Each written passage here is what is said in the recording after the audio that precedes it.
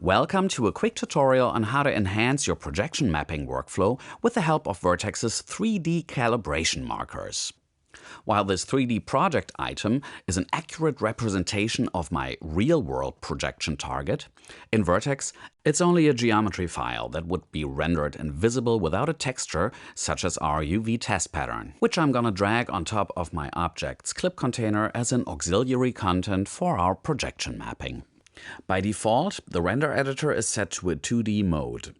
Changing it to 3D up here will just enable the editor's helpers, like the 3D grid, to actually change the canvases and surfaces from 2D to 3D mode, including the near and far values of the rendering Z positions.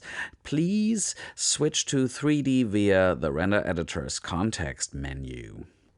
And now our display geometry makes much more sense.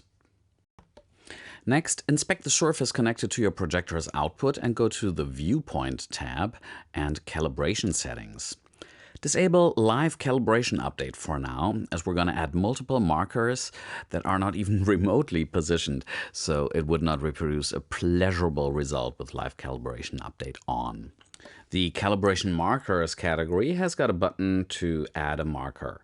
If we want to grab it in the render editor, we need to switch the edit selection to markers. Hold down the Alt key and use your mouse wheel to shift the camera angle in the render editor. Select the new marker in the center, and while holding down the Control key, clicking on a corner of your object will snap the marker to the nearest possible vertex in that region. Repeat this process one by one until a minimum of 6 non-coplanar points is achieved, i.e. you need 6 markers at least with different levels of depth and distance. Next, switch the render editor to Systems Output View and select the assigned output to your projector. After you've made sure that the editing level of markers is enabled, go back and select the surface to display our markers. All 3D markers are still set to 0, 0 top left, so you need to reset the 2D coordinates, thus aligning the calibration markers from the 2D projection space with your object's non-coplanar points. Now I've set up a camera to show you the real-world projection as we continue. One by one, you can grab each marker in the render editor with your mouse and drag them to the corresponding position on your object's corners in the real world. While in this mode, Vertex displays little targets for the markers in your projection.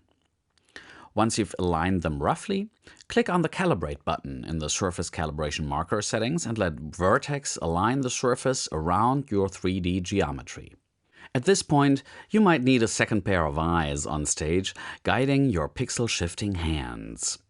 Now we should be safe going back to the calibration settings and enabling Live Calibration Update again, and fine-tune the calibration markers with pixel accuracy using your arrow keys. Also, you may check your level of accuracy with the help of the Reprojection Precision property.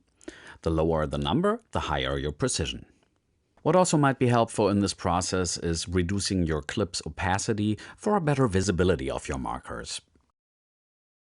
Let me leave you with a pro tip when using projectors with wide-angle lenses. The lens distortion that may occur can be compensated with the help of geometry modifiers. Just add an FFD from the library using Vertex's regular warping workflow. Now, once you're all set, turn up your clip's opacity again and you're good to go. If you have any questions or suggestions regarding this workflow, please write us to vertex.support@rosvideo.com. Thanks for watching. Bye-bye.